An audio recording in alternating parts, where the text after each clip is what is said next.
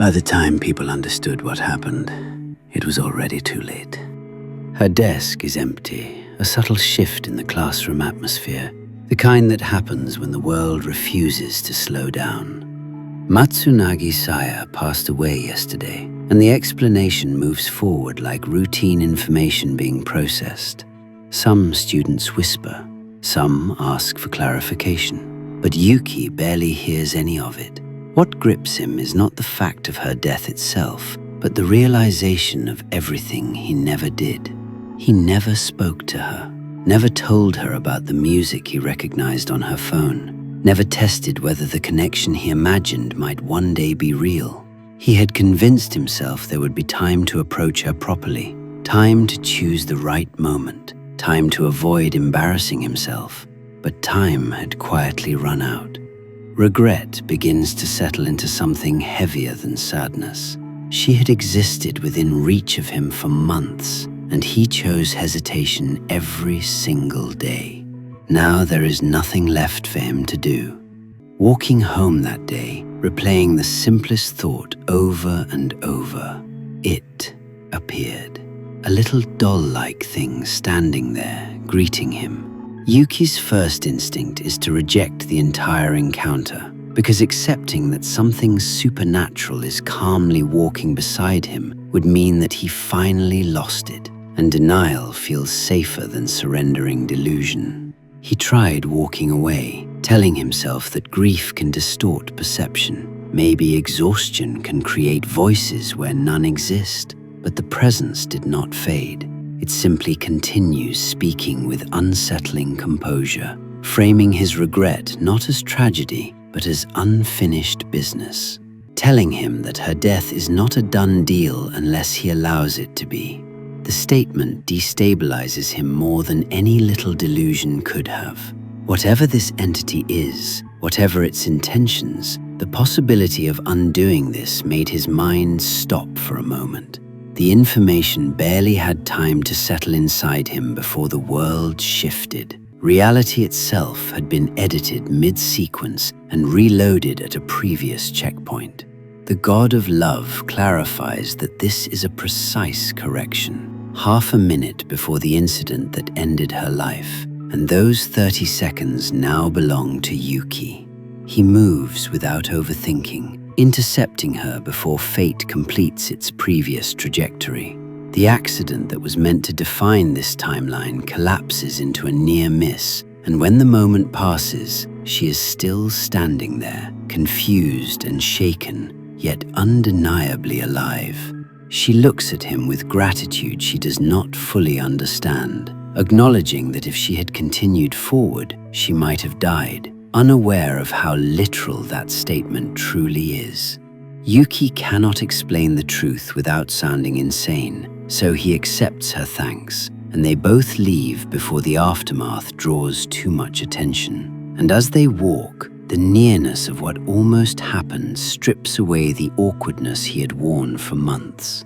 Confronted with the fragility of time, the idea of waiting for a better opportunity feels cowardly, so he asks her, awkwardly but sincerely, if she would go out with him the next day. Her surprise is visible, but it is not rejection. She hesitates only long enough to process the sudden shift in their dynamic before agreeing, and that simple acceptance lands with disproportionate force.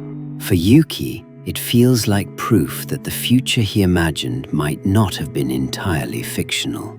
Yet the optimism does not last long, because once she leaves and the adrenaline begins to settle, the god of love still next to him completes the transaction. It explains without apology that the favor was not charity. 5 years of his lifespan have already been deducted as payment. The information hits colder than the accident itself, not because he values those years, but because he was never told there would be a cost in the first place. The entity responds to his anger with detached logic, stating that lifespan is the only currency it accepts and that the price reflects the scale of the request. And if he desires further alterations to reality, additional years can be negotiated. Yuki swears in that moment that he will never ask for help again, that this cute god feels less divine and more parasitic, and yet, as he replays the image of her standing alive instead of absent, anger cannot override relief. Whatever was taken, she is still here, and that single outcome is enough to silence the part of him that understands he has stepped into something far more dangerous than he initially believed. The following day feels unreal to Yuki. Sitting across from Matsunagi at lunch is something he had imagined so many times that experiencing it now creates a subtle disconnect, as though he has stepped into a daydream. Conversation begins cautiously, and when he mentions the games he likes, she reacts with immediate recognition. Undertale becomes their first bridge, then Hollow Knight soon after. And what begins as surface-level enthusiasm deepens into genuine back and forth, the kind that only happens when two people share the same emotional beats and finally find someone who understands them. They talk about boss fights that felt impossible, about their favorite streamers, about soundtracks and lore, about moments that surprised them with how personal they felt.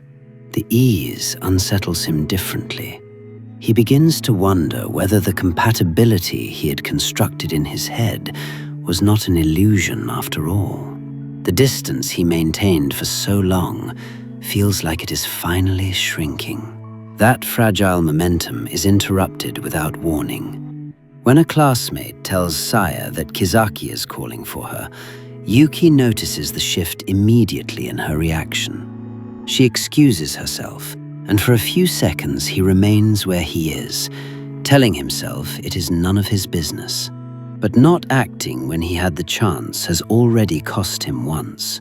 He decides not to stay behind. The sound reaches him before the full scene does.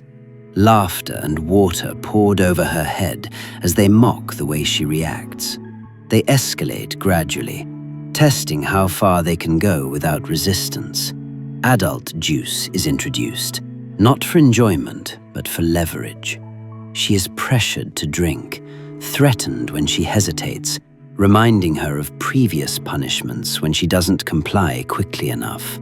They talk openly about blackmail, about how useful it will be later. The cruelty is not chaotic, it is structured. What unsettles Yuki most is not the aggression itself, but her reaction to it. There is no dramatic resistance. She looks tired, conditioned, as if this is the norm for her. The realization hits him harder than anger ever could. This has been happening for a long time, and he never noticed. Later, in the infirmary, her excuse is simple: not feeling well, too much stress, something vague enough to avoid further questions, leaving the room quieter than anywhere else in the school. Yuki sitting beside her, concerned by what he already knows. He simply makes it clear that he understands something is wrong. For a while, she deflects. She downplays it, calls it nothing serious, says it is just teasing. But the privacy of the room slowly dissolves the defense she has been maintaining. When she finally speaks honestly, she admits that Kizaki and her group have been bullying her for a long time. Reporting it would only make her isolated. Enduring it quietly became the most efficient option. Yuki understands that fully by the time he leaves the infirmary. The realization lingers with him long after the conversation ends, reshaping what he witnessed earlier in the bathroom. What he saw was not an isolated outburst. It was routine. He walks home that day with his thoughts circling the same point over and over. While he had been constructing fantasies about shared hobbies and imagined conversations, she had been managing humiliation as part of her daily routine. The god of love drifted beside him as casually, its presence no longer shocking but no less disturbing. It does not interrupt his thoughts immediately. It waits. almost patiently, and reminding him that unresolved problems are precisely the kind it specializes in. 3 years of his lifespan would cover the intervention. 5 years are gone. The number is still abstract enough to feel distant, but it exists. He refuses. He will find another way. For a short while, Yuki clings to the belief that he can solve this without another deal. He stays closer to her, watches more carefully, but cruelty and harassment always escalate. They corner her under the guise of playfulness, using the heat as an excuse to strip her down, discarding her clothes with exaggerated cheer. The power dynamic is no longer hidden behind bathroom doors. It becomes something bolder, more public, and therefore more dangerous. Yuki understands in that moment that witnessing is not the same as preventing. This time he does not wait for the god of love to come to him. He calls for it. The entity appears as though it had never left, and the negotiation resumes without sentiment. The price has changed. Demand has increased. 3 years and 2 months will now be required. The adjustment is delivered without apology, as if suffering has a fluctuating market value. Yuki recognizes the manipulation, recognizes that he is being cornered into dependency. But he agrees. The correction unfolds cleanly. Kizaki transfers schools due to her parents' sudden job relocation. The change tidy enough to change everything. Without her at the center, the harassment ceases with unsettling efficiency, as if it was never really there to begin with. When Yuki calculates what has been taken so far, the total comes to 8 years and 2 months. The number no longer abstract. It feels like something cut out of him in clear, measurable pieces. The god of love does not praise him for devotion or scold him for recklessness, aware that each transaction makes the next one easier to justify. Not long after the bullying disappears from her life, the illusion of stability is interrupted by something mundane. Rain. It starts unexpectedly after school, heavy enough to force them to take shelter, and Saya pulls him along without much thought, suggesting they wait it out at her house since it is closer. Yuki agrees before considering what that means. Being invited into her personal space feels intimate in a way lunch never did. Her house, however, does not match the version of her he constructed in his mind. It is worn down, cramped, quietly deteriorating. She apologizes for the mess automatically, as if she has rehearsed that apology for anyone who steps inside. Yuki doesn't mind at all, because the condition of the house matters less to him than the fact that he is there, with her. The atmosphere softens for a while. They talk, they play games. Conversation flows more naturally than before. She suggests they drop the formality of surnames, and hearing her call him Yuki directly feels like a line being crossed into something warmer. For a brief stretch of time, the world narrows into something sweet. 2 people, shared interests, the kind of quiet closeness that makes everything else fade into the background. And then the door opens. Her father's presence shifts the atmosphere immediately. He was not supposed to be home. Not this early. Irritation clings to his voice, as if simply walking back into his own house is an offense, as if him being there is what inconveniences her. The dynamic between them isn't subtle. It's tense and unbalanced. Within minutes, the truth comes out. Debt. A large one. 5 million yen lost to reckless gambling dressed up as business. He speaks about it without shame, only annoyed that it still hasn't been paid. The conversation shifts from money problems to something far uglier with disturbing ease. He openly suggests she should sleep around for cash to cover what he owes. The way he says it makes it clear this isn't the first time he's pushed that idea. Saya refuses, her voice tight but steady. clearly used to vulgar remarks.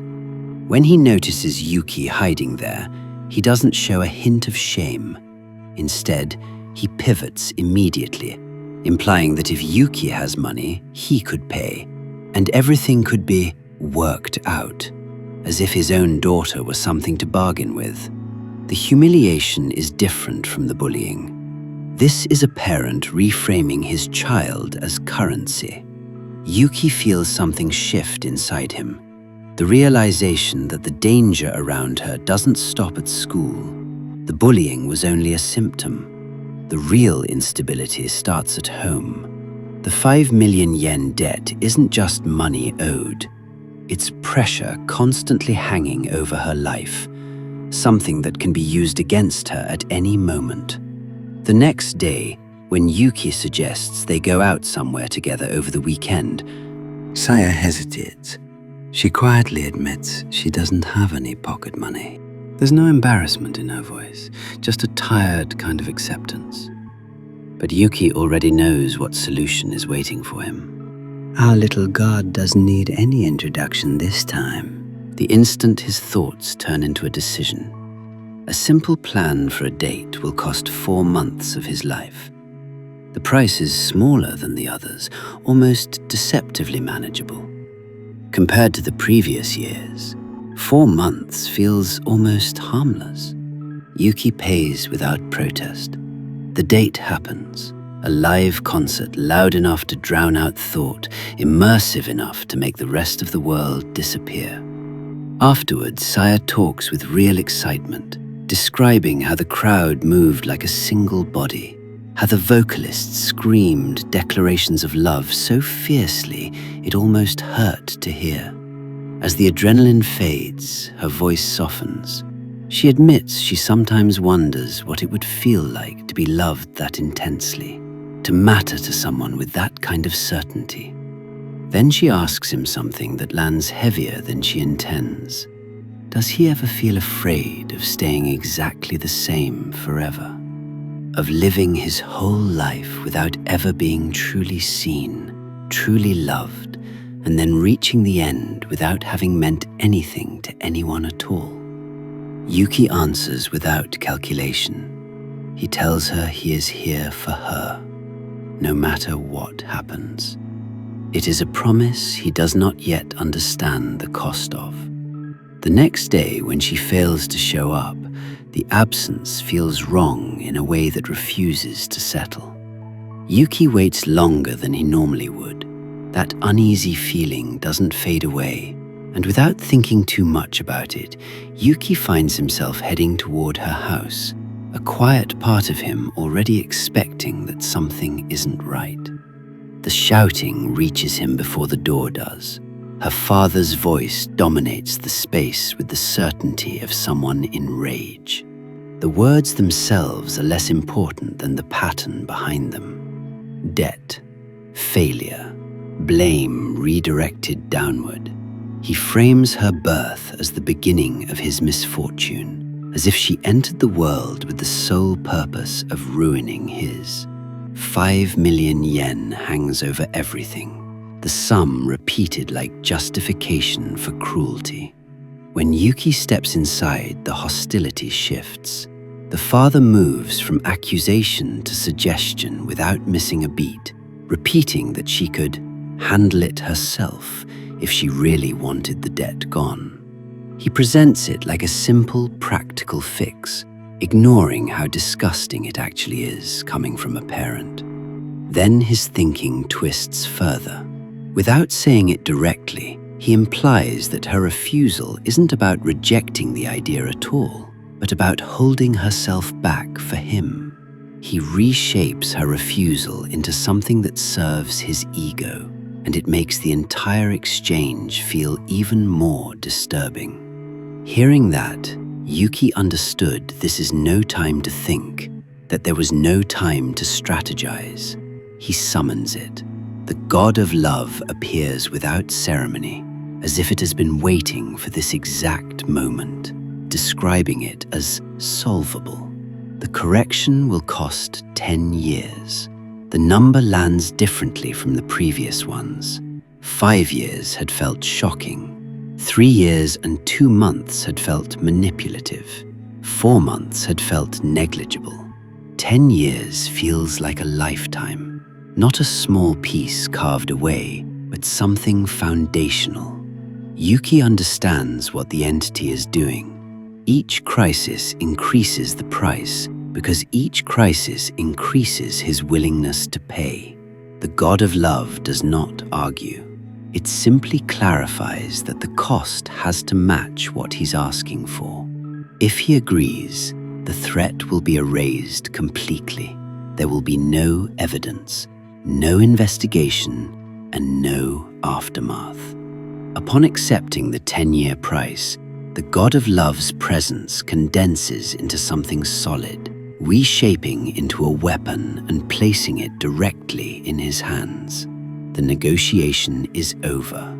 Time for action. The father is still shouting, unaware of what's happening. Yuki feels the weight of the weapon, and with it the reality of what it represents. Even after everything is seen, the idea of taking a life isn't simple.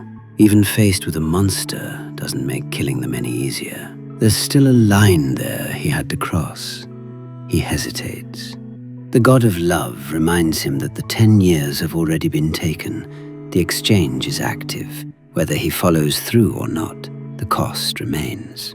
If he stops now, his time is still gone and nothing changes. The urgency sharpens. The window for intervention is closing. Sire says his name quietly, and with that, Yuki swings.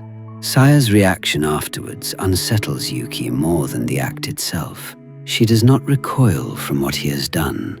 She looks at him with unwavering certainty, calling him her hero. In her eyes, this only proves one thing. She was born into this world only to be loved by him. With everything settling around them, Yuki breaks the silence, claiming that staying there, pretending things can return to normal, feels absurd. The environment itself is poisoned by what happened inside it, and leaving was their only logical choice. Somewhere far away, somewhere disconnected from school, from debt, from everything. In his mind, leaving becomes proof that the suffering led somewhere, that it wasn't meaningless.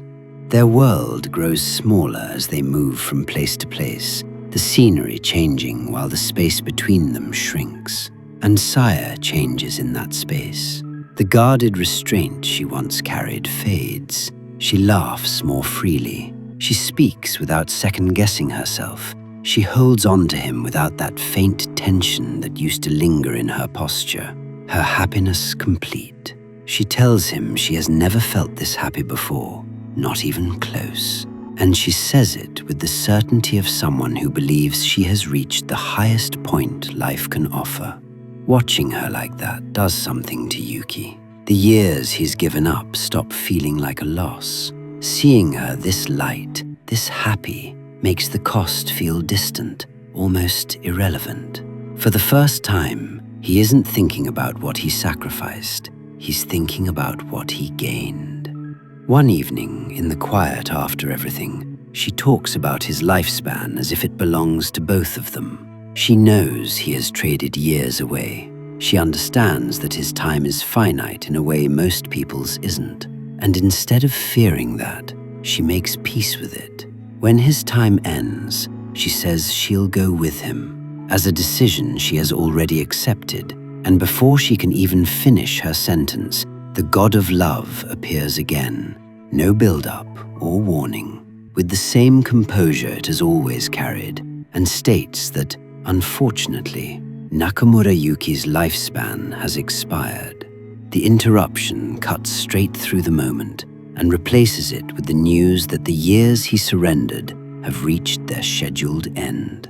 Later on, when the setting changes, a place chosen on purpose, she had spoken about reading the words of strangers who planned their own endings, not because she wanted to die then, but for comparison. One of those strangers had described a location where the stars felt impossibly close, where the sky looked vast enough to make the end feel small and insignificant.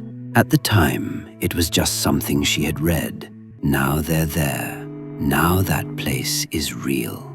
Yuki understands something in that moment. Every decision he made to save her shaped this outcome. He did not just protect her life, he became the center of it. If he disappears, she believes she should disappear as well. That realization is heavier than fear. Yuki calls out to the god of love one final time. The same composed presence stands before him at the edge of the night. The contract has been fulfilled.